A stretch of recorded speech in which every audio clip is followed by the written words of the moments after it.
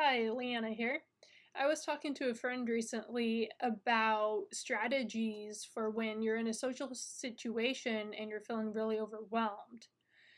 A couple things came to my mind, actually, things that I personally have done. The first thing, when it comes to a big, like a birthday party or something, I give myself permission ahead of time to step out if I need to.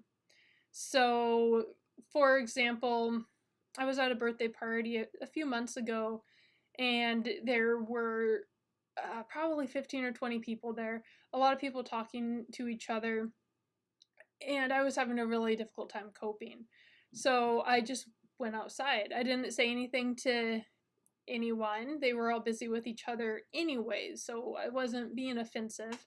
Just stepped outside for 15 minutes or so and then went back in when I was ready. I still needed to use my acupressure mat to bring myself all the way down after the experience, but taking those 15 minutes out really helped. In addition to following through with taking time out when you need to, making that promise to yourself instills a sense of trust in yourself. So it might sound kind of silly, like, why do I need to trust myself? I am myself.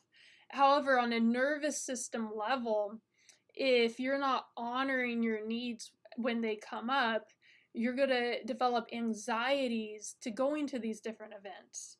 However, if you give yourself permission to leave when you need to take space and time for yourself when you need to, and you follow through with that, over time, your anxiety to trying different social things will decrease as you learn that, oh, yes, I can trust myself. If I do need to escape, I will actually follow through and do that.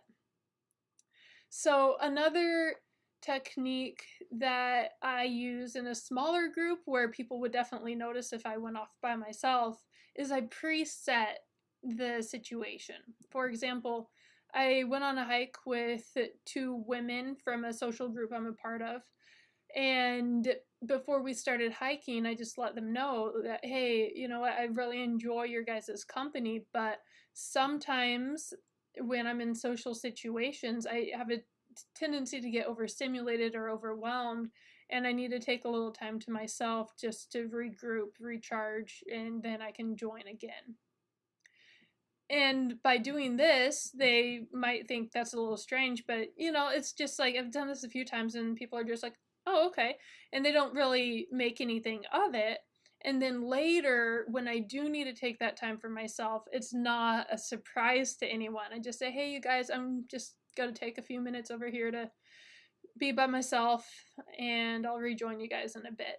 And on the hike, I did this when we decided to sit down by a creek bed, and they were already taking a little break anyways, so I just took a break off on my own until I was ready to rejoin them.